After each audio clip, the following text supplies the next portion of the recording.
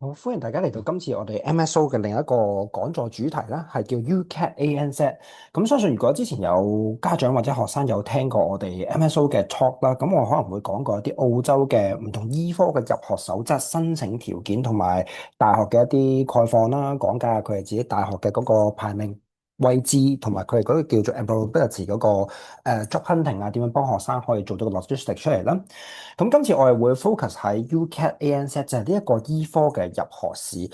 咁當然有家長可能個別會問到，哦，有個叫 ISET 嘅考試，咁我相信依家都差唔多叫做要開考噶啦 ISET。咁但係我哋就會 skip 咗 ISET 啦，就落到去 UCAT ANZ 呢一 part 嘅。咁就可以望一望今日我哋個講座啦，而家就去到6:03，因為多謝大家抽時間嚟聽我哋呢個 talk 啦。咁我相信如果家長嘅話，都可能啱啱有機會先放工都再 on the way 翻嘅屋企啦。咁亦都知道有啲學生亦都會去聽我哋呢一個online talk 嘅。咁所以如果大家有啲咩問題啦，記得可以 WhatsApp 翻我，或者喺我哋個留言嘅 chat box 嗰度去俾翻個 questions，我哋會去到最尾嘅 Q&A 會同大家講一講翻個問題點樣解答嘅。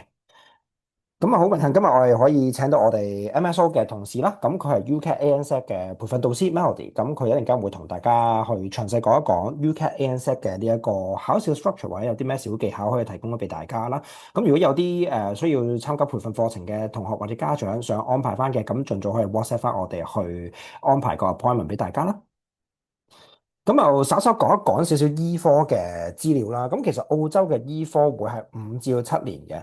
咁大家可能會理解到一個叫5年制嘅 program 叫 direct 直入啦。咁跟住7年制嘅課程咧，其實佢係叫做 3+4，就係一個叫 graduate entry。咁所以其實會產生咗一個叫5至7年嘅 study method，亦都有啲大學係讀6年制嘅。咁所以申請之前，大家如果想了解翻邊一間係5年，邊一間6年，邊間7年嘅話咧，咁就記得同我 WhatsApp 傾一傾翻啦。咁其實喺澳洲嚟講，我哋有兩個試可以考，或者可以唔使考晒兩個嘅。因為其實 UCAT ANZ 就會係 apply to UNSW 啦、Adelaide 同埋 Queensland 嘅。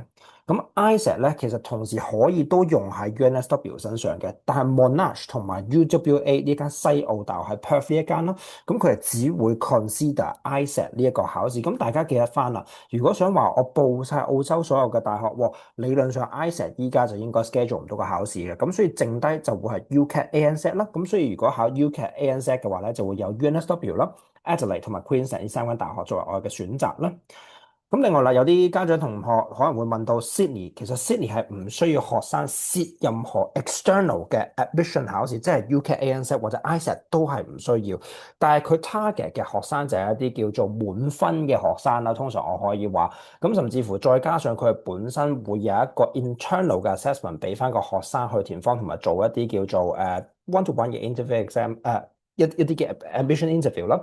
咁所以到時就要睇翻大家申請咗之後，睇咗個學分之後咧，佢會唔會俾個 admission test 大家自己做啦？咁當然佢個 structure 會同 UCAT 同埋 ISET 係唔同，係大學自己 tailor made for 佢哋嘅 applicants 嘅。咁所以呢一點都可以留意翻啦。咁餘下嘅時間啦，我會先交俾 Melody 同大家講一講個 UCAT ANZ 呢個考試嘅 structure 同埋有啲乜嘢嘅 skills 可以話翻俾大家聽點樣準備噶啦。唔該晒 Melody。好，咁大家好啦。咁我今日咧就會同大家講一講，等我 share 咗個 screen 先。好，嗱，咁我今日會講一講UCAT 要考啲乜嘢啦，即係有啲咩要準備啦，同埋大概咧有啲乜嘢技巧去答啲問題嘅。咁大家應該都睇到我個 share screen 啦。好，咁咪係啦。咁啊 UCAT 究竟係考啲咩嘅咧？咁首先啦，佢係用嚟篩選啲學生去考 medicine 或者 dentistry 嘅嚟嘅。咁啊，總共咧會係2個鐘嘅 MC，係啦，2個鐘嘅 multiple choice examination。亦都每年咧淨係可以考一次嘅啫。咁所以如果今年考得唔好嘅話，咁就要等1年咧先可以再考多一次啦。好，咁究竟 what is in the test？有啲乜嘢喺考試入邊嘅咧？咁舊嘅模式咧，之前嗰幾年嘅 format 咧，就係有5個部分嘅。咁啊，今年開始，即係由上年開始啦，由2025年開始咧，咁就淨係得翻4個部分嘅。咁第一部分咧就係 verbal reasoning，第二部分就係 decision making，跟住就係 quantitative reasoning 同埋 situational judgment test。咁舊嘅 syllabus 呢個俾你睇一睇啦。咁啊新嘅 syllabus 咧就係有44條 verbal reasoning 嘅問題，即係 MC question 嚟嘅。跟住就係有35條 decision making 啦，36條 quantitative reasoning 同埋69條 situational judgment question。咁你見到大概個時間咧，其實都好問嘅，因為佢得22分鐘去做44條題目，跟住總共就111分鐘去做180幾條題目。咁預咗就大概少過1分鐘去做一條咯，係啦。好，咁我由第一部分開始講啦，就係 verbal reasoning。咁 verbal reasoning 咧，總共會有11篇文要睇嘅，即係 there's going to be 11 passages。咁你見到啦，因為佢呢度有44條問題，咁所以11篇文每條有4條問題，即係 follow up question 啦，就會加埋就44條咁樣咯。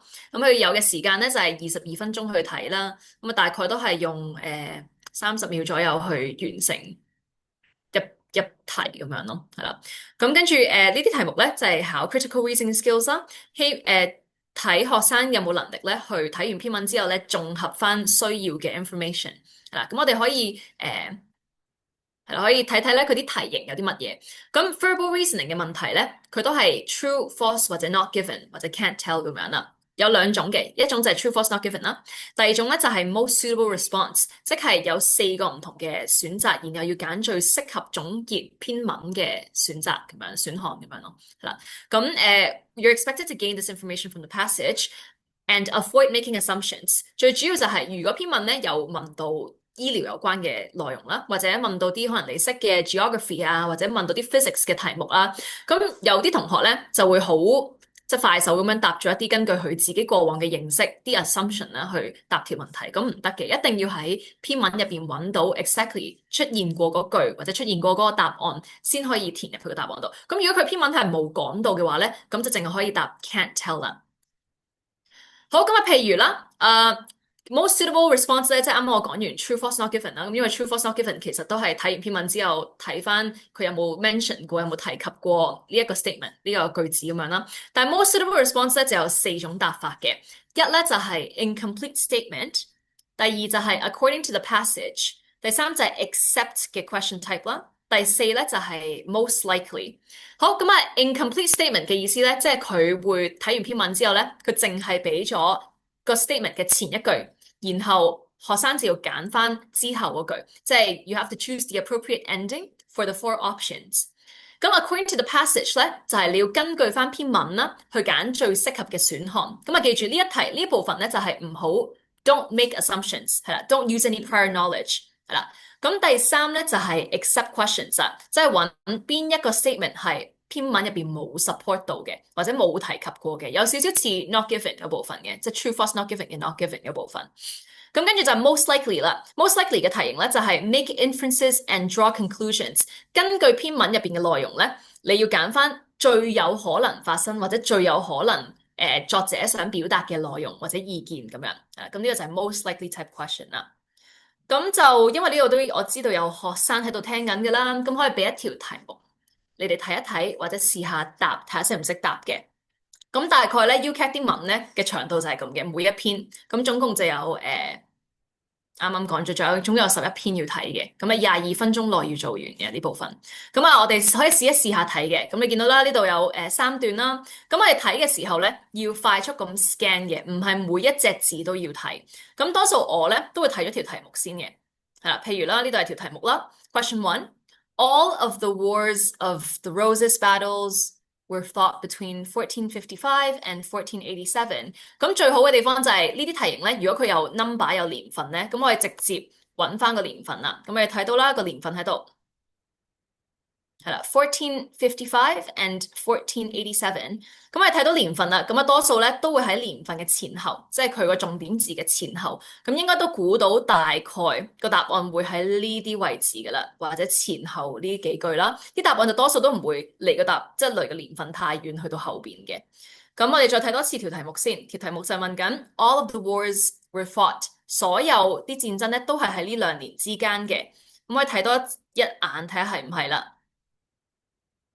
嗱，佢就話 The majority of battles were fought sporadically，即係間歇性地啦，between 1455 and 1487. However, fights also occurred before and after this period. 咁呢條好明顯嘅答案咧，就會係 false 啦，因為篇文咧好明確咁寫咗話 majority 大部分啫，而唔係 all。咁所以佢捉嘅字眼咧，即係佢呢一部分問嘅嘢咧，就係要睇 all 啊、most 啊、most of 啊、less than 啊、before that or after that 啊，即係佢會玩呢一種字眼上嘅即係啦呢個輕微嘅分別，睇下學生會唔會睇得到咯，即係 all 同 most 之間嘅分別。好，咁啊，再做多一條。第二條咧就係佢話 Richard the Third was the younger brother of Edward the Fourth，係啦，咁佢Edward the Fourth，咁咧我哋又去翻前邊啦，係啦，咁啊前邊咧佢又要揾一揾翻啦呢個人嘅名喺邊度啦，譬如佢話 Richard the Third，Richard the Third 喺呢度啦。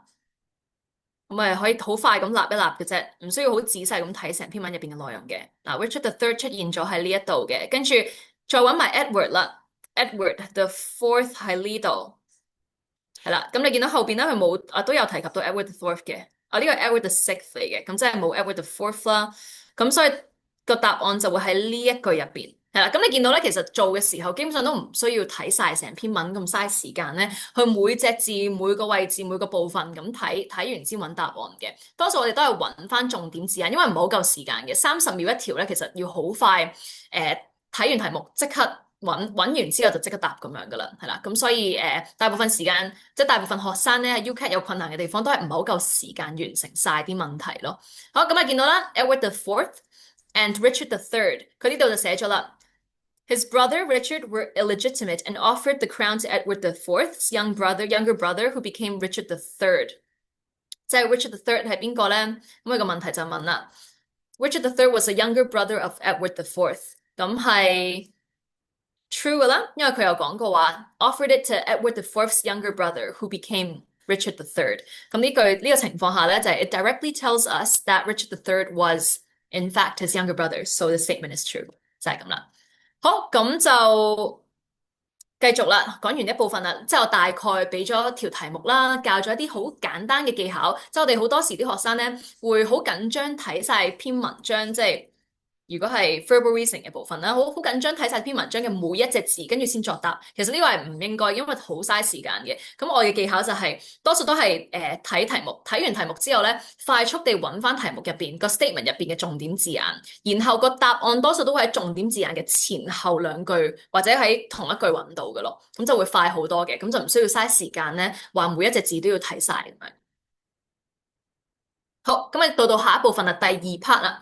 第二 part 咧就係 decision making process。咁 decision making 嘅部分咧，總共有35條題目啦。咁佢每一條都係獨立嘅，佢就冇一篇長文睇完之後先答問題咁樣嘅。咁呢一部分係考邏輯推理，或者係考你嘅個人嘅 spatial recognition 啊，空間感啊，係啦。咁佢就係考會俾一個 statement 啦，俾啲 argument 啦，跟住學生就要去 analyze 呢啲好 statistical 啊、數字啊、方向有關嘅 information。咁啲題型就有少少似 IQ 題嘅，佢係有 logical puzzle 啦，有啲拼圖嘅形狀啦，有 syllogism 啦，有 Venn diagram 啦，係啦，即係要從呢啲圖形或者呢啲 diagram 入邊咧，去揾翻佢個 pattern 啦，即係揾翻佢個趨勢，揾翻個 trend 出嚟咁樣咯。好，咁啊，當然啦，個重點係呢啲唔需要任何提前識嘅一啲 即係 mathematical knowledge 嘅，唔需要話我使唔使讀數學先識㗎，或者我使唔使特登去背好多 logical reasoning 嘅 pattern 啊？唔需要，但係有做過卷係有幫助嘅，即係其實好似做 IQ 題咁樣，即係如果即係去 test 自己 IQ 之前做過好多呢啲 IQ 題咧，成績都會高分啲㗎嘛，因為有啲 pattern 可以睇到嘅，係啦，咁做過題目係有幫助嘅，雖然佢正式嘅佢哋就話唔需要去特登去 train 啦，咁但係做得多嘅話，其實都可以掌握得快啲，或者睇啲題型會容易啲嘅。好，咁啊跟住UCAT decision making questions 啊，有咩種類咧？有 logical puzzles 啦，咁logical puzzle 都係用一啲 deductive inference 即係推理嘅方法咧去推理翻個結論出嚟嘅。syllogism 咧就係要答 yes or no 嘅，即係佢會有一個句子啦，跟住有5個唔同嘅 conclusion 啦，咁你就要推理究竟係啱定係錯咯，係啦，跟住就有 interpreting information, Venn diagram, probabilistic and statistical reasoning 呢啲係講方向噶啦，係啦，咁啊我哋可以做。係一陣會有一條例子，咁啊俾家長同埋學生咧都睇睇佢大概會點樣問嘅。咁超 answer types 有兩種答案或者兩種問法啦。第一種咧就普通嘅 MC 題啦。咁呢啲 MC 題咧就會係有啲 logic puzzles 啊，或者 recognize 啲 assumptions 啊，或者啲 Venn diagrams、probabilistic reasoning 啦。第二種咧就會有5個 statement。咁你就要去揀，有啲就係揀最適合或者啱嘅 statement 啦，有啲就咁答 yes or no 咁樣咯，即係根據嗰啲 statement 答，我呢個啱，呢個錯，呢個 yes，呢個 no 咁樣去答咯。好，今日譬如啦，呢個可能要俾你哋睇一睇1-2分鐘之後我先解答嘅，因為都比較複雜。係啦，咁你見到啦，我會可能俾1分鐘時間家長同學生睇一睇呢一種題型。咁呢一種就係問啱唔啱咁樣嘅，即係 A、B、C、D 邊個先係啱嘅？佢就話呢個 Al-Habaria 呢個地方咧，is situated where？咁可以俾你哋睇睇，因為好複雜嘅啲字。咁跟住我先講個技巧啦，啊，仲有30秒時間。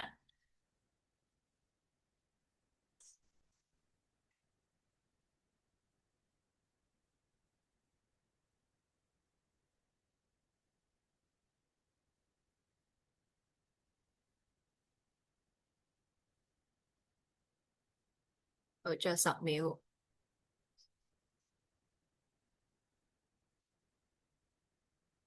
OK，好。嗱，咁如果俾我做呢一啲咁複雜嘅題型咧，佢有時會加咗好多好複雜嘅字啊，或者好似好長嘅名啊，啲醫學嘅 term 啊，medical 嘅字眼啦。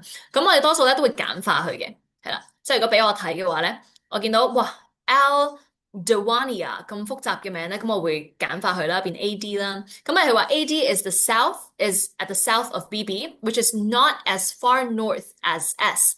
咁我哋多數都會畫晒出嚟先嘅，係啦，即係如果你見到呢啲咁抽象、咁複雜或者咁望落去咁難嘅題目咧，咁就會全部 plan 或者 map out 晒佢嘅。咁咪就話咧，AD is south of BB 啦，即係 AD 喺上邊，跟住唔係 BB 喺上面，跟住 AD 喺下邊啦。跟住佢就話，which is not as far north as S。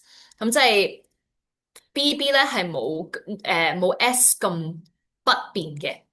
咁跟住 AH is west of BD 啦，即係 AH 係喺 BD 嘅左手邊啦，然後 which is east of BB，即係話 BD 係喺 BB 嘅 east 嘅方面，即係右邊啦，係啦。咁跟住佢就問啦，咁 AH 係 situated where 咧？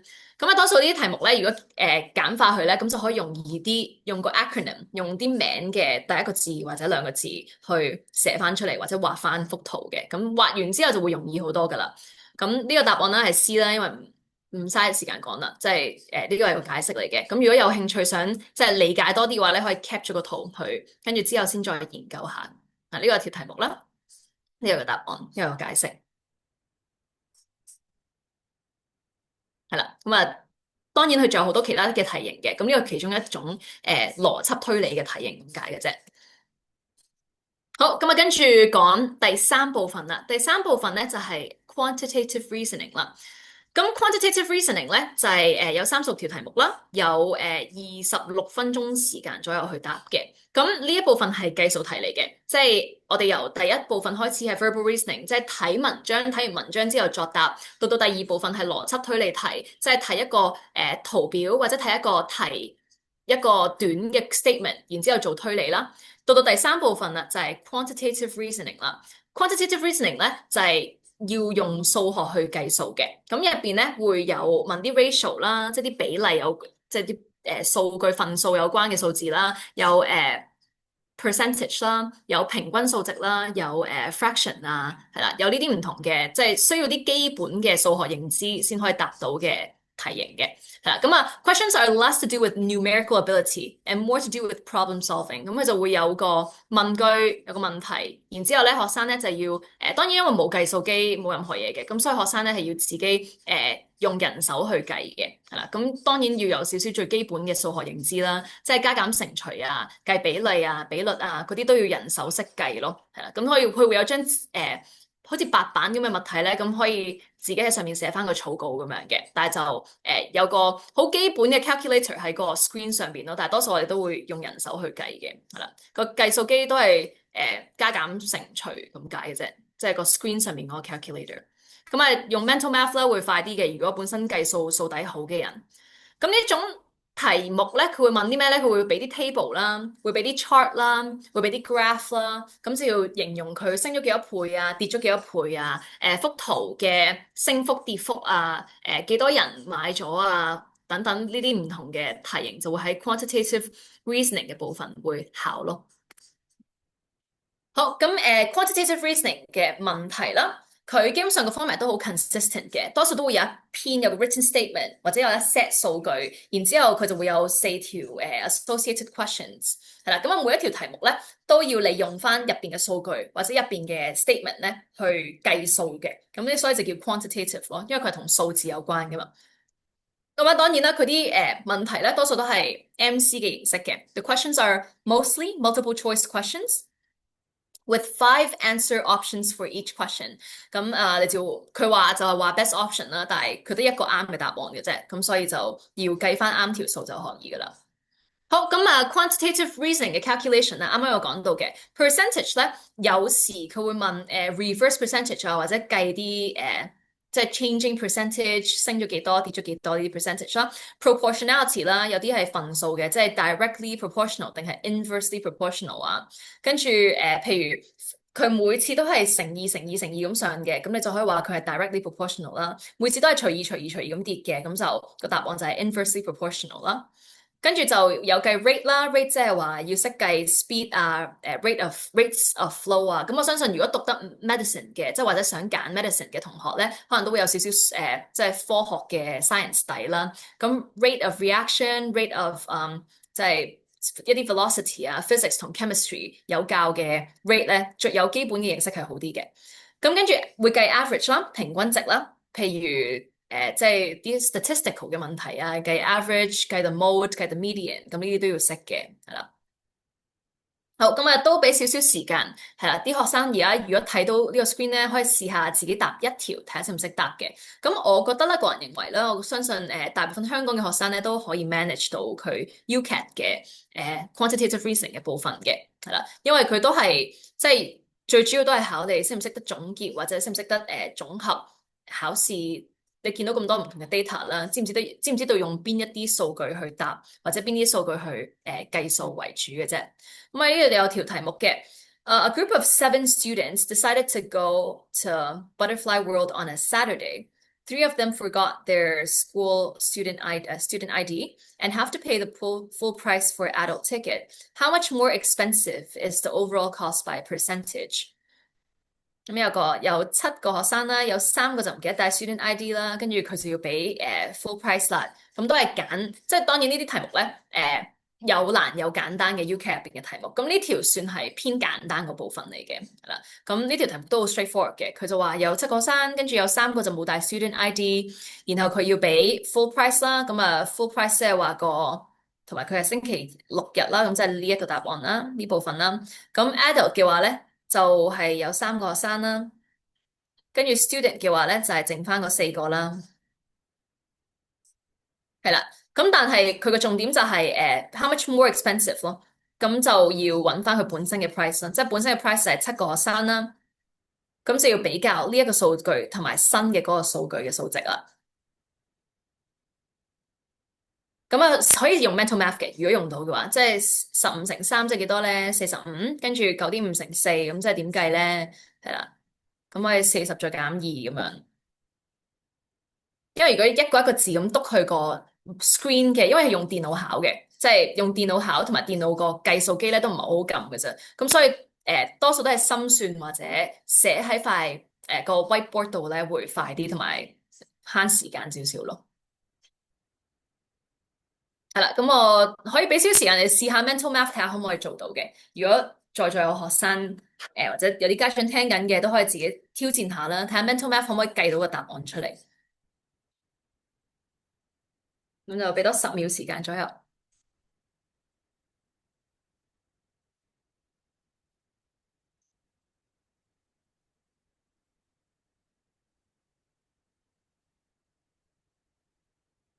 OK，好，咁我哋睇睇個答案啦。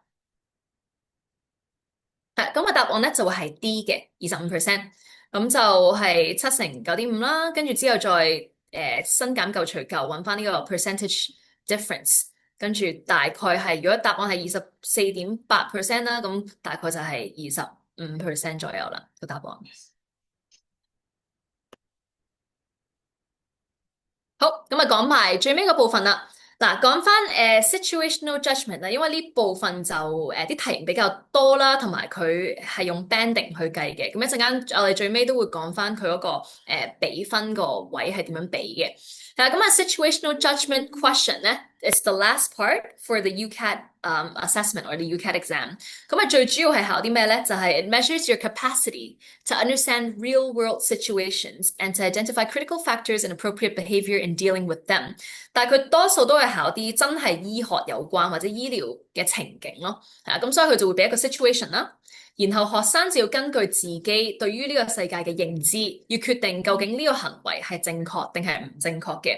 而呢部分咧，亦都係好多好多學生咧唔係好識答嘅。嗱，如果要我 rank 嘅話咧，UCAT 嘅嗰4個 section 最難咧，應該係 situational judgment 噶啦，即係難攞到啱晒啲答案係啦。第二咧就係 verbal reasoning，即係睇文章去答，因為好多人都唔夠時間去做啲題目。計數即係好似 quantitative reasoning 啦，啱啱嗰部分同埋係啦，即係 quantitative 同埋啲 qualitative 嘅數值咧就簡單啲嘅，啱啱嗰兩 part 係啦。咁啊 situational judgment 咧就比較難啲嘅。佢話咧就話 does not require medical or procedural knowledge，as in 你唔需要知道佢 specifically 喺醫管局或者喺醫院入邊做嘅每個 procedure 或者做啲 surgery 需要經過啲咩 step 啊，就唔需要知呢啲咁 niche 嘅 medical knowledge 嘅。咁但係咧 situational judgment 咧都算係要識得少少基本。啱與錯，即係對與錯嘅概念要有少少認知嘅，即係幾時應該揾幾時應該揾 houseman 去做嘢啊，或者幾時要揾senior 去幫手啊，等等，咁就可以睇一睇個 good medical practice 入邊嘅入邊有啲咩要求，或者有咩情景，或者有咩例子啦，都可以參考下嘅，係啦。好，咁我哋可以咧係啦睇睇個 key values 啦。咁呢部分都可以 cap 一 cap 圖嘅，如果有學生或者家長聽緊，想記一記低嘅話，咁situational judgment test 咧係考啲咩 key values 咧？一就係 integrity 啦，即係 honesty 啦；二咧就係 perspective taking，即係要企喺人哋嘅角度去睇一件事；三咧就係 team involvement 啦，係啦；四咧就係 resilience，跟住五就係 adaptability。咁呢個就係key values and behaviors assessed in the situational judgment test。好，咁我哋睇睇點樣去答啦呢啲 situational judgment 嘅問題。一啦，第一種咧就係由 how appropriate is it or how important is it？咁你就要負責 rate the importance or appropriacy of the given response in a relationship to the situation 啦，即係佢會有個 situation 俾你嘅，跟住就要根據個 situation 咧去答究竟適唔適合或者應唔應該咁做。咁啊，there are 4 possible ranking options to choose from，總共有4種答嘅方法。一咧就係、而呢4種咧亦都係考到好多學生嘅，即係因為佢好接近。一咧就係 very appropriate thing to do，二咧就係 appropriate but not ideal，三咧就係 inappropriate but not awful。四咧就係 very inappropriate thing to do，所以你見到其實每個選項咧，即係 A 同 B、C 同 D 咧都好接近嘅。A 同 B 都係講話啱嘅，呢個行為係啱嘅。B 同 C 同 D 咧就係你話呢個行為係錯嘅，但係佢個程度係唔同咯。即係你覺得呢個行為係好適合、好適當嘅，定係可以做但係唔建議。跟住 C 咧就係唔建議，但係唔係最差嘅選擇。D 咧就係完全唔應該咁做咁樣咯，所以係啦，好多學生咧都會棘住咗喺 A 同 B 應該係邊個咧，或者 C 同 D 應該係邊個選項咧，咁有呢個情景咯。好，咁啊跟住就most to least appropriate questions 啦。呢一種咧，你會有3個唔同嘅 response 嘅，係啦，and asked to choose the most appropriate or the least appropriate action。即係譬如佢會俾有時3個，有時4個啦，就俾4句你，然之後就叫學生揀哦。邊一個係最適合嘅行為咧，或者邊一個行為係最唔應該做嘅咧，等等係啦。咁啊，記住，因為佢係問 ranking 嘅，咁所以咧，全部都會係 appropriate 或者全部都係 inappropriate 嘅。最主要學生係要留意嘅地方咧，就係佢個程度，究竟邊一個係最好嘅答案，或者邊一個係最唔好嘅答案，咁樣去答咯，係啦。即係如果佢話 which one is the most appropriate，咁就代表四個選項都係 appropriate。如果佢問 which one is the least appropriate，咁即係代表四個都係唔 appropriate 嘅咯。咁所以就一個出發點咧，就要知道佢全部都啱嘅，但係就要比較佢哋嘅之間嘅分別咯。咁我哋就可能聽落去咧好抽象啦，咁我哋可以睇下啲題型，咁就知道其實係幾難答下嘅。咁啊都係一樣，每一題咧都會俾少少時間，即係學生同家長啦，睇下你個答案同正式嘅答案會唔會有出入嘅。咁我一陣就會即係 show 個 official answer 出嚟啦。咁啊學生同家長都可以聽一聽或者試下去自己作答，或者心入邊有個答案咧都可以試下比較下，睇下你嘅邏輯推理或者你嘅推理同正式嘅答案嘅推理有冇出入咧。好，咁啊首先第一條。A patient approaches you in a supermarket and explains that he has foot ulcer，即係佢隻腳咧生咗即係潰瘍啦。He asks you for medical advice，即係佢問你我可唔可以俾啲意見我啊？咁但係個 patient 可能喺超級市場度認得你喎，咁啊佢話哦隻腳整親啊，你可唔可以俾啲建議我啊？好，action to rate，即係話你做嘅行為，然後你要 rate 呢一個 action 啱定係唔啱。就係 find a first aid room and examine his foot ulcer。好，嗱，我講多次，咁你大家就要喺心入邊試下去答，睇下你嘅答案啱唔啱咯。佢就話有個病人認得你喎，喺超級市場，然後佢就話：哎呀，我隻腳整親啊，呢排好似潰爛咗少少喎。跟住就問你可唔可以俾啲意見佢啦。咁你嘅行為咧就係揾一間急救室或者 first aid 嘅房啦，跟住就幫佢 examine 佢隻腳。咁究竟呢個行為係 A、B、C 定係 D 咧？好，咁就俾30秒時間啦，大家心入邊應該都大概有個答案嘅啦，係啦，30秒時間。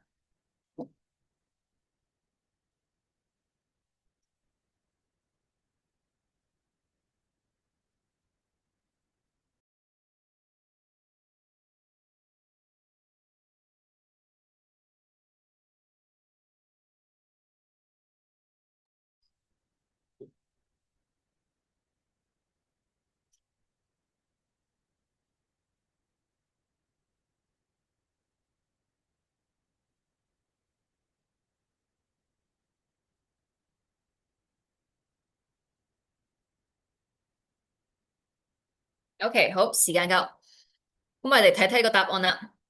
嗱，呢個答案咧係 very inappropriate thing to do，個答案係 D 嚟嘅。咁點解咧？就因為 if you examine a patient outside of a clinical setting，it's unsafe and unprofessional。如果出咗事，如果有細菌感染，或者如果佢細菌入咗血，呢個 patient 出咗問題，嚴重咗嘅，咁佢有機會會告翻個 practitioner 啦，告翻個 clinician 啦，或者係啦，你冇 refer 到任何佢之前嘅病歷記錄啊，冇 proper infection control 啊，咁容易去即係容易去感染到其他人咯，因為佢即係除咗鞋俾咗隻腳你睇，係啦，咁所以咧呢個係 very very inappropriate thing to do，個答案係 D 嘅，咁相信啦，如果有家長或者有學生之前都有做過呢一啲即係 shadowing 嘅工作嘅話咧，都知道你唔可以喺outside of clinic room 或者喺 clinic 嘅出邊，喺醫院嘅出邊去隨便去幫病人去睇病嘅，嗱，咁所以呢個就係答案係 D 啦。好，咁啊再嚟啦，因為呢個都我盡量每一種題型都加咗喺入邊嘅，咁啊學生可以即係睇睇之間即係啱同錯或者啱但係唔建議等等呢啲題目咧，會有咩分別或者有咩差距咁樣咯，係啦。好，第二條啦。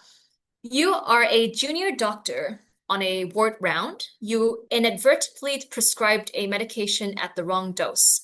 A nurse notices the error before the drug is given to the patient and quietly corrects you. No harm has occurred.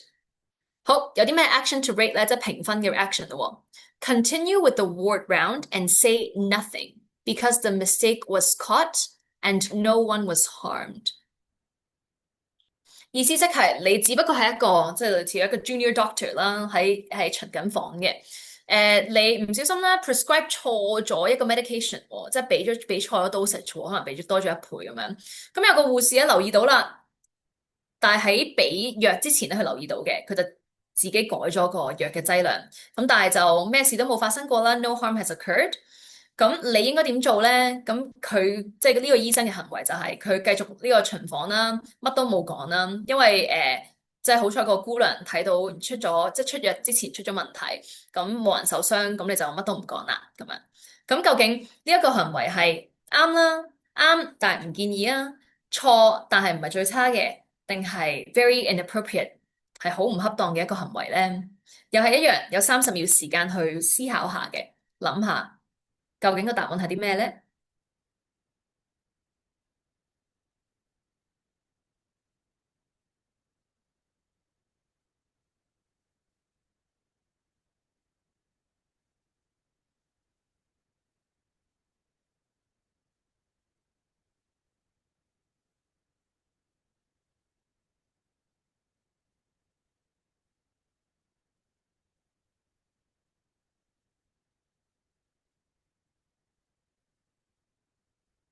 ？OK，好，時間夠。好，咁我哋嚟睇睇啦。呢個答案咧都係一樣係 D 嘅，very inappropriate thing to do。咁，even though the error was corrected, it is important to acknowledge the mistake。就算咁啱咁巧，即係有姑娘睇到啦，幫你改咗個答案啦，或者改咗個 dosage 啦，改咗個劑量啦，咁都係一樣，因為喺知識上咧，你做錯咗呢樣嘢嘅，咁一定要 inform 翻 senior，即係 supposedly 啦，要同翻個 senior 講啦，講翻話你即係爭少少就出錯咗藥俾人啦，咁樣係啦，都要即係喺尤其是喺醫管局啦，佢哋好多嘢都捉得好嚴嘅，咁都係要寫翻低哦，出咗啲咩問題係啦。如果 hiding error 咧，即係你特登做錯，即係做錯事，但係特登掩飾嘅話咧，就算係無害嘅咧，都係會即係影響到病人嘅安危嘅，係啦。咁亦都有機會咧，呢個即係佢習慣性可能出錯藥呢個行為咧，有機會會引致將來嘅影響嘅。咁所以呢個the correct action is to reflect openly and learn from the error，係啦。咁所以呢個就係 very inappropriate thing to do。好，咁跟住再嚟啦，下一條。咁下一條咧就係 You are a medical student on a surgical rotation. You notice that a junior doctor frequently arrives late for handover and seems tired and unfocused. On several occasions, you have seen him make small clinical error that others have to correct. You're worried about his behavior, which might affect patient safety. 好，咁the action to rate 啦，評分嘅 action 啦。You speak directly to the junior doctor in private. Express your concerns and suggest he talks to his supervisor or occupational health。好，嗱，用中文講一次，佢就話你係一個醫學嘅學生，即係學生嚟嘅啫。咁咧喺度做緊 rotation 嘅，即係話有時係做 surgery，有時係睇即係你當好似 shadowing 咁樣啦，但係學生嘅 shadowing 啦。咁咧就留意到咧有個好後生嘅醫生喎，即係有個 houseman 咁樣嘅喎，成日遲到嘅，成日遲到啦，成日都交更嘅時候遲到，同埋成日都好攰，成日都集中唔到精神嘅。有幾次咧，你見到佢出錯咗喎，佢可能要開呢邊刀，但係開錯咗喎，跟住另外一個人咧就要改佢，咁你就好擔心咧，佢呢個行為會影響到病人嘅安危啦。好，咁你嘅行為咧就係你直接同呢個 junior doctor 呢個年輕嘅醫生講啦，即係私底下講，咁你就表達你嘅意見啦、你嘅擔憂啦，同埋建議佢去揾佢嘅 supervisor 去傾偈，或者建議佢去即係去睇一睇一啲 occupational health 嘅treatment 啦。咁究竟呢個行為係啱定錯咧？都係一樣，有30秒時間嘅，開始。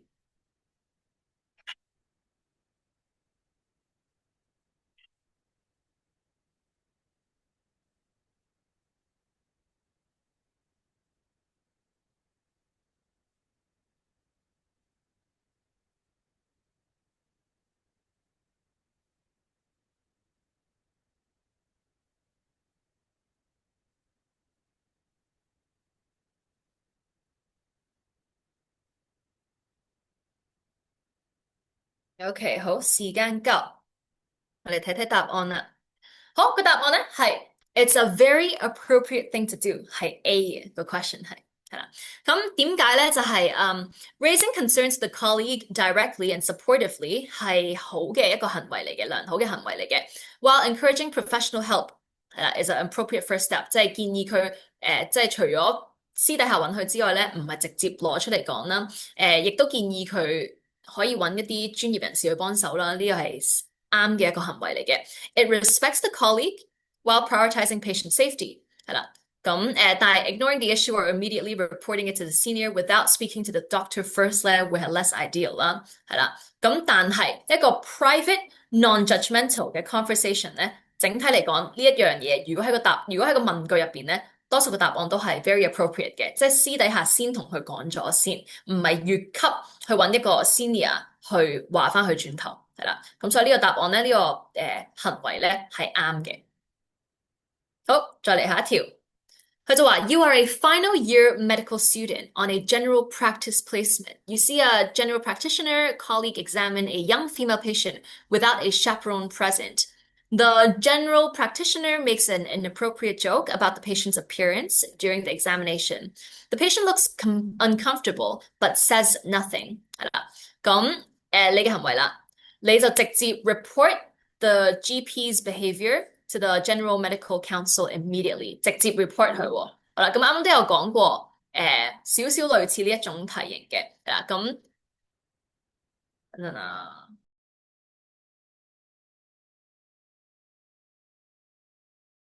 係啦，咁呢一個題目咧就係問緊，佢就話哦，你係學生嚟嘅啫，final year 嘅 medical student 啦，喺一個 general practice placement 入邊。嗱，咁你見到有個 colleague 啦，佢就見緊一個好年輕嘅女性嘅患者，但係就冇一個家長嘅陪同下嘅。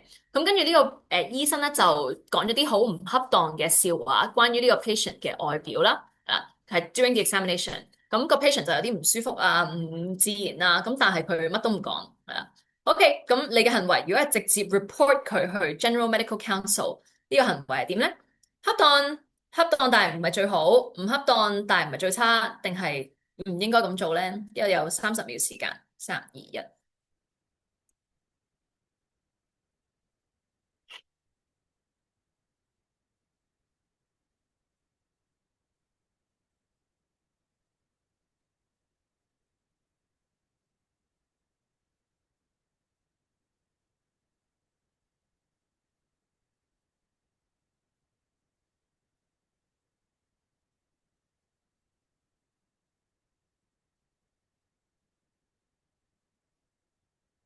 好，時間到。好，個答案咧就係 inappropriate but not awful 嘅。咁啱啱都有講到話，越級即係直接跳過一級去同再上一層嘅人去表達你嘅 concern 啊，而唔直接私底下揾咗呢個人傾偈先咧，係唔應該嘅行為嚟嘅。咁但係當然啦，佢唔係最差嘅，係啦。咁呢個解釋就係啦，because the General Medical Council is a regulatory body for serious or persistent breaches of professional standard，即係話出咗啲醫療事故有啲 medical blunder 啊，咁先需要揾一啲即係 GMC 去解決呢啲情景嘅。咁 in this situation，the appropriate first step。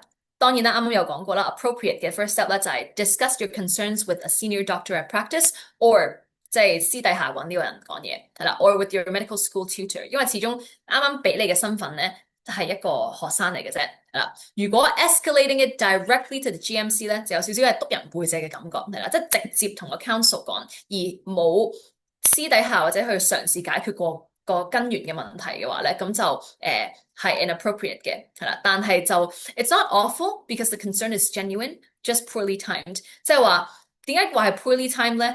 因為幾時先要 escalate 咧？就係當你出咗警告或者揾咗一個 senior doctor 去幫手去表達你嘅 concern 或者表達你嘅意見啦，都唔得嘅時候，先會揾 GMC 去幫手嘅啫。咁所以就有呢個咁嘅次序嘅個時間線，即係私底下揾咗，然後唔聽，然後先用 GMC 呢個情景，先去反映翻俾 GMC 聽咯。咁所以就係個答案係 inappropriate but not awful。咁如果到而家咧，三條都錯晒嘅學生咧，咁就要留意翻啦。但係當然，就算真係錯嘅話咧，其實佢有個 trend 可以睇嘅，即係佢問嚟問去嗰啲問題咧，都係關於一啲常見嘅ethical concerns 啊，同埋佢問嘅答案咧，其實都係可以即係做多幾題嘅話，或者操得多題目咧，其實都可以掌握得到個答法嘅，同埋都知佢大概個方向係點答嘅。好，咁啊仲有幾題嘅，仲有2條可以練埋。好，跟住呢條咧就係 on a ward placement, you observe a senior registrar speaking to a junior nurse in a loud, humiliating manner in front of patients and other staff. The nurse looks upset but says nothing. Other staff appears uncomfortable but do not intervene. 好，要評分嘅 action 啦。Privately and respectfully tell the registrar later that his behavior seemed unprofessional and ask if anything is okay. 中文啦，就係出緊 ward 嘅時候咧，即係巡緊房嘅時候啦，你留意到喎有個 senior，就係 senior registrar 係好高級嘅啦已經係啦，有個 senior 同一個 junior 嘅護士好大聲啦，好侮辱性咁喺度鬧佢啦，但係喺 patient 同埋其他 staff 嘅面前鬧佢，咁個 nurse 唔開心，但係冇講嘢，其他 staff 咧都覺得唔舒服，但係都冇插手去幫手嘅。咁如果你私底下有禮貌咁去同呢一個 senior 去反映翻佢個行為，同佢講話佢嘅行為唔專業啦，亦都問佢係咪即係問佢有冇事啊咁樣。咁呢個行為係恰當啦，唔恰當但係唔 ideal 啦，唔恰當啦，定係即係完全唔應該咁做嘅咧？咁又有30秒時間可以嘗試下去，即係心入邊去諗個答案係啱唔啱啦。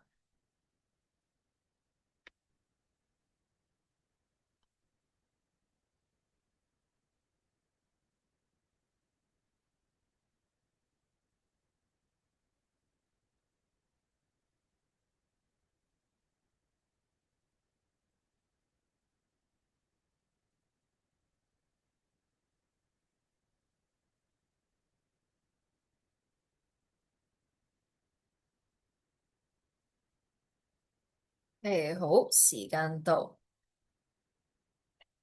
好，咁啊答案咧係 appropriate but not ideal 嗱。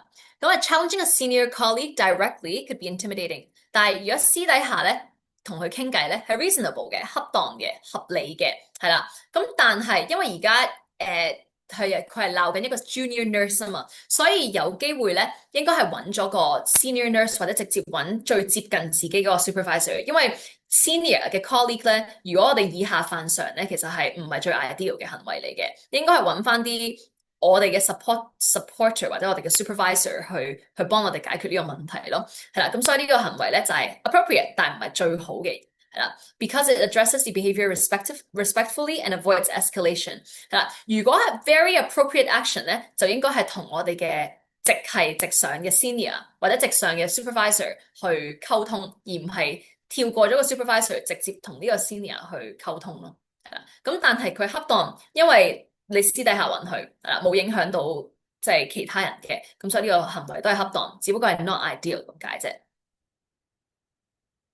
好，咁咧，啱啱我哋就講咗唔同種類嘅題型啦。咁我講一講呢個評分準則啦。Situational judgment 咧同其他部分係有啲唔同嘅。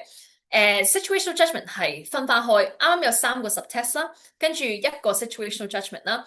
佢個分數唔會喺個 total score 入邊嘅，而係會係一個 banding 嘅，即係佢係以 banding 嘅形式咧去 show 你個答案係幾多分。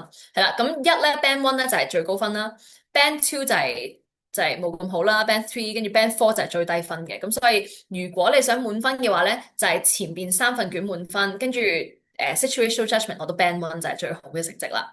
咁當然啦，有啲家長或者有啲學生就問啦，哇！我啱啱你俾我四題題目或者5題題目咧，我錯晒喎，或者我好接近個答案喎，但係計唔計咧？即係 very appropriate 嗰啲我答咗 appropriate，but not wrong 或者係啦，咁但係 inappropriate 嘅時候我就答咗 very inappropriate 喎，咁呢個差距點算咧？係啦，咁咧好得意嘅地方咧就係 UCAT 咧係會 take into account 你嘅答案嘅，譬如如果個答案係 B，但係你答咗 A。咁你係接近，即係 A 同 B 係同一個都係 appropriate 嘅，C 同 D 咧都係一組嘅，即係 inappropriate 嘅。咁所以如果你 A、B 個答案係 A，你答咗 B 咧，你係會有一部分啱嘅分數嘅，即係 you get a partial mark for an almost right answer。嗱，咁啊 full marks for a correct answer 啦。咁跟住係啦，for example，for how important 嘅 question 啦，if you choose very important。Whereas the answer is important，咁你會有 partial marks 一部分嘅分數咯，攞唔足晒成個分數，但係會有一 part 嘅一部分嘅分數。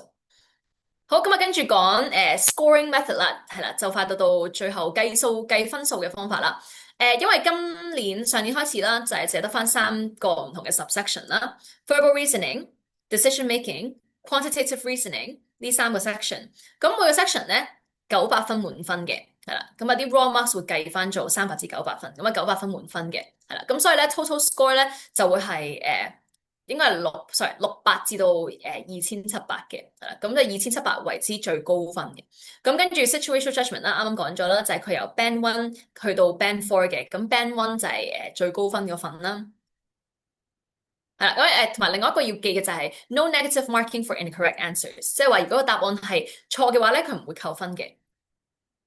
好，咁就呢度啦，個 scoring method 啦就係係900係啦，300至900啦，跟住 quantitative reasoning 都係300至900啦，如此類推啦。咁係啦，最高分咧就係2700同埋 band one 嘅。好，咁啊，跟住有啲數據啦，一啲 reference 嚟嘅，係啦，咁啊 average score 啦，平均分咧就係2024年嘅平均分啦，就係600分左右嘅。咁你見到邊一份卷難啲咧？就係 score 得比較低分嗰啲卷係難少少嘅。咁整體咧，大部分學生咧都係睇唔切個 reading 嗰部分啦，係啦，即係因為要睇11篇，即係22分鐘要睇11篇文，所以其實都幾問水嘅，即係時間上其實都唔係好足夠嘅。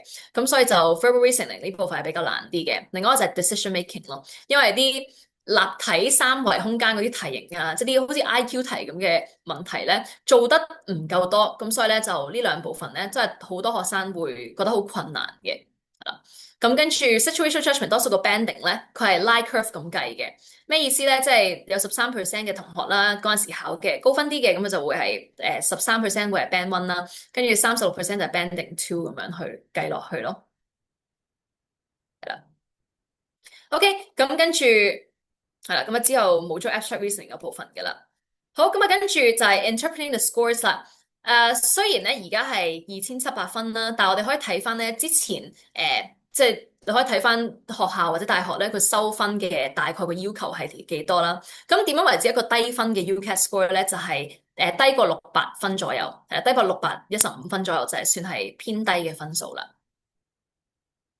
係啦，咁整體嚟講咧，乜嘢為之高分啦？咁就係 above 650 marks 就係為之高分啦。Anything above 670，即係如果攞到670分以上咧，咁就算係一個好嘅分數啦，即係 a good score 係啦。咁a good score will put you in the top 40% of the candidates，and an excellent score 即係大概800分左右啦。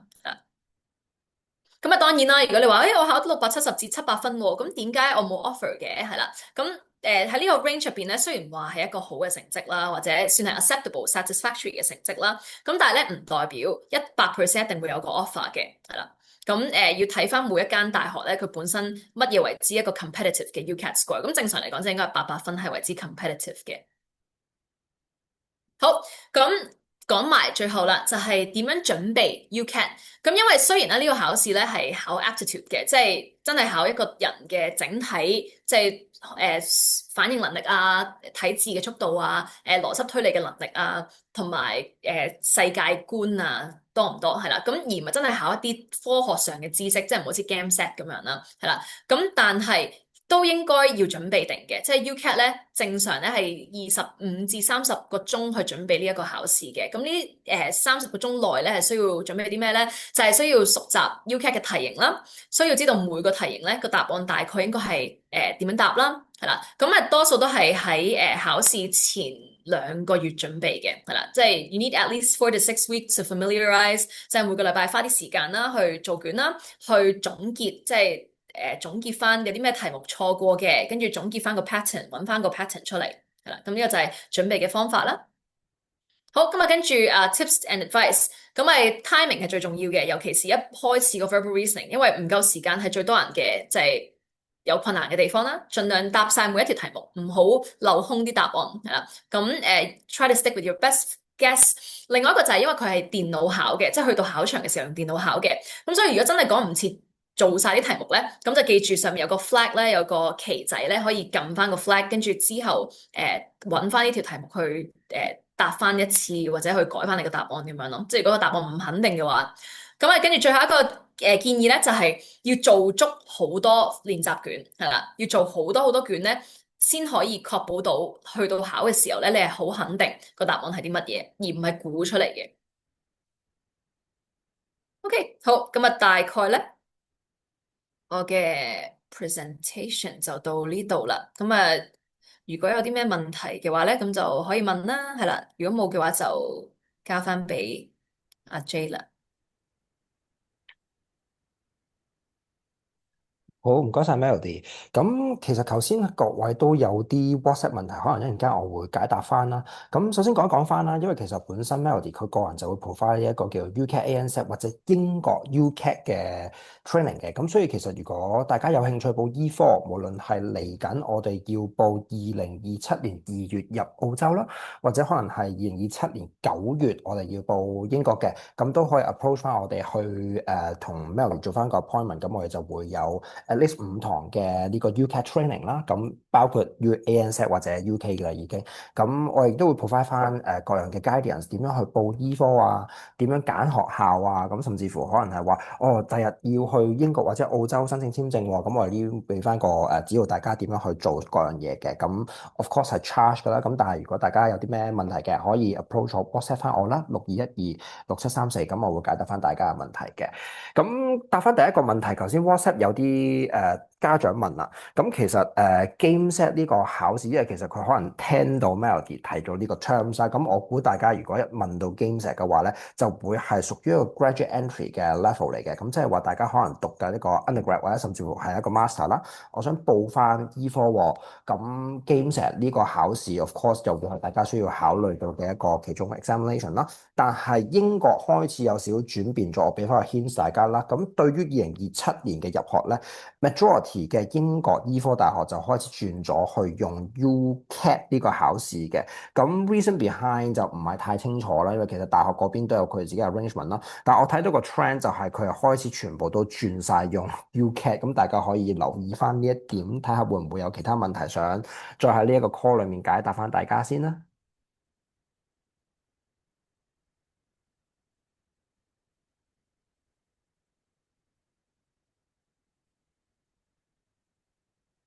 WhatsApp 另外一條問題，咁我見到家長就係問翻一個叫 recommend 嘅分數啦，對於澳洲，其實我會話，因為以2700為總分啦，咁因為澳洲嗰邊其實佢有一個 recommend 嘅分數係叫2200分至2003分，咁就好 depends on 大學，同埋因為都係 based on competitiveness 嘅，咁所以如果即係話可能有一啲大學佢 recommend 你攞2200分喎。咁我咪照報醫科咯，given 可能我嘅 DSE 或者 A level 我 meet 到佢嘅 requirement 喎，咁但係有可能最終就係話 based on 個 competitiveness，可能前面大家報咗嘅同學，佢哋可能係2300、2400，咁佢話 outrank 咗你嘅2200分嘅，咁所以其實我會咁樣 recommend 就係話學生考得越高係越着數嘅，咁但係話2200分係咪等於我完全冇機會咧？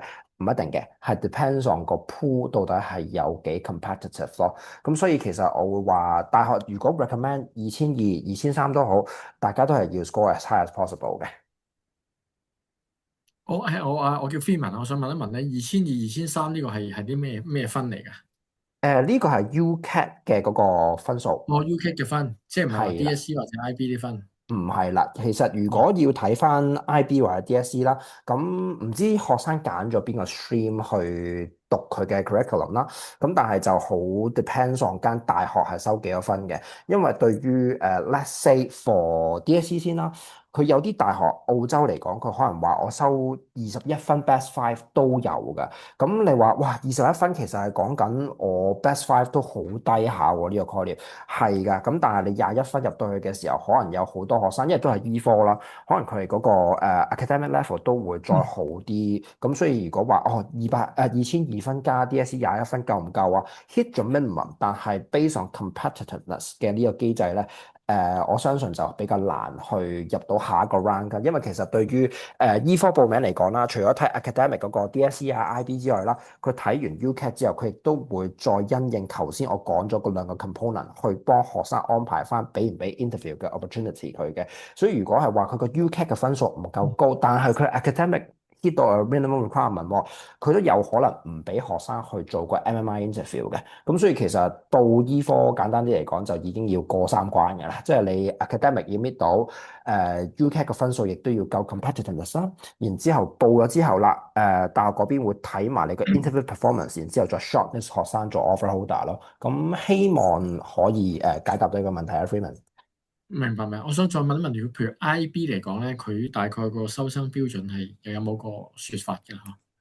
其實如果 IB 嚟講啦，首先幾樣嘢啦，睇翻學生，因為計埋 DSE 都好啦，睇翻學生本身佢係報邊個國家啦。嗱，如果係報即係澳洲英國嘅，報澳洲。嗱，簡單啲嚟講咧，學生最好佢嘅 prerequisites 係有 Cam，無論係 standard level 定係 high level 都好啦。因為與英國個制度咧，佢就 must 係 by all 或者係 Cam 或者 by all，所以 Cam 係一個好重嘅 element 嚟嘅。佢 Cam 就一定要學生係有 high level，而唔可以係話叫做 standard level，呢個留意翻啦。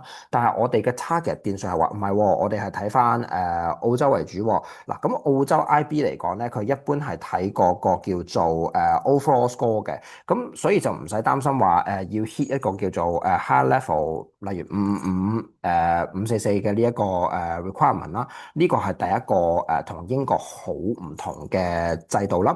第二，畫翻個 range 啊。嗱，其實咧我會話最低分咧，你入緊嗰個分數係叫做33分 IB，咁所以留意翻呢個係最低嘅 requirement 嚟嘅。咁如果你話封頂嘅嗰個分數啦，咁就肯定係 Sydney 應該係42分，如果我冇記錯嘅話，哦，明白。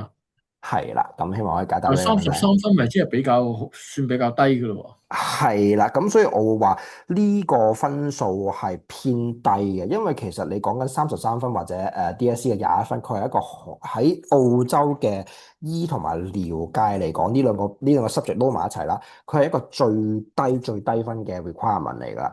咁所以我會話可以 take as a reference 咯，即係33為起跳，DSE 21分 best five 作為一個最 但係佢 minimum 嘅 收嗰陣 score。時就唔會收咁低啦，即係佢話咧有咁嘅案例咁低啫。係啦，佢俾個 minimum 嘅 score 你，但係如果你嘅 UCAT 你嘅 score 可以係 as high as possible 啦，there's still be a chance，即係你仲有機會可以入到去個 MMI interview round 咯。咁所以我會話佢最 minimum 個分數 academically 你係要 meet 到。哇，其實你嘅呢一個叫 UCAT 嘅分數啦，就一定要 score as high as possible 咯。明白。所以報嗰陣時就可能攞個如果 IB 就攞個 predicted grade 啦，然後再考埋呢個就去報係嘛？冇錯，嗯，唔該。好，冇問題。睇下大家會唔會再有問題啊？歡迎喺 chat box 嗰度去留言，或者可能 WhatsApp 我都可以嘅。咁甚至乎好似 Freeman 咁樣去俾翻個 voice message 出嚟都冇問題嘅。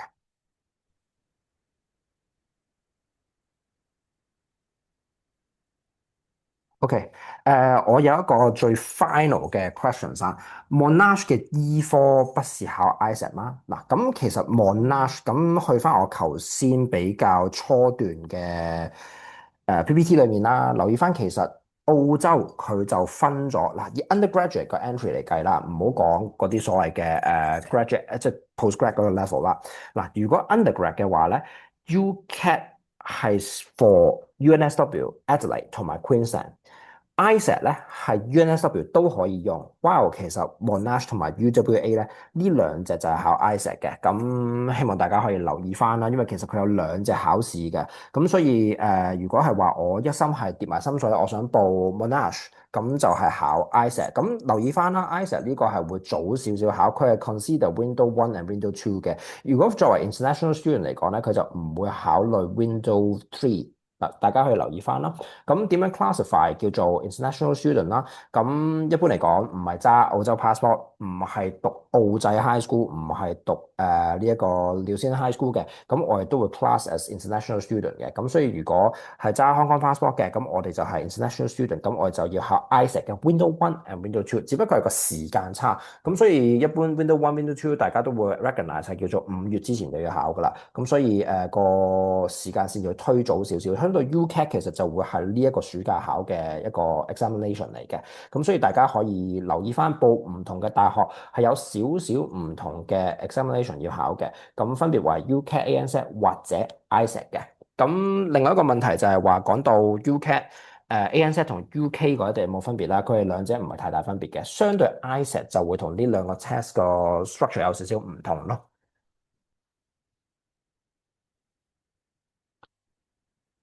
睇下大家會有其他問題，好。Okay, will you have another seminar for ISET？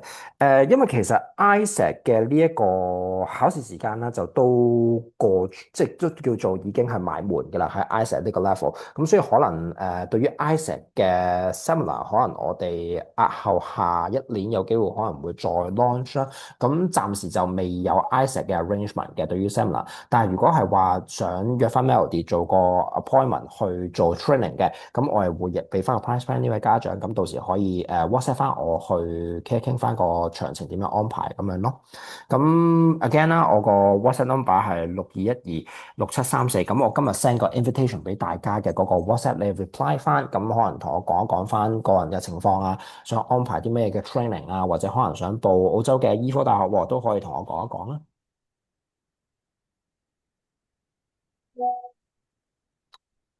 好啦，咁今日個時間都長，因為 Melody 都俾咗好多課堂嘅或者考試資訊俾大家啦。咁我暫時未睇到其他嘅問題啦。咁 at least 如果頭先嘅 information 係夠 rich 嘅，咁我相信今日個 talk 都應該七七八八㗎。咁如果大家有其他嘅問題，對於申請啊、簽證啊，或者可能係想了解多啲有關於 UKANZ 嘅考試，都可以問翻我嘅。如果喺香港醫科咁就唔 sure，因為其實呢一個 talk 我哋係 oriented by 澳洲嘅升學嘅，咁我完全唔 sure 香港到底係點樣考。咁但係 for 你 reference 啦，就要 check 翻，例如我想差嘅港大嘅，咁你都要睇翻港大嘅網站，亦都要睇翻自己本身係讀緊邊個 curriculum，報名嘅時間線，同埋佢有啲咩 admission test 要大家去externally 去 sit 翻咯。咁所以留意翻啦，可以自己。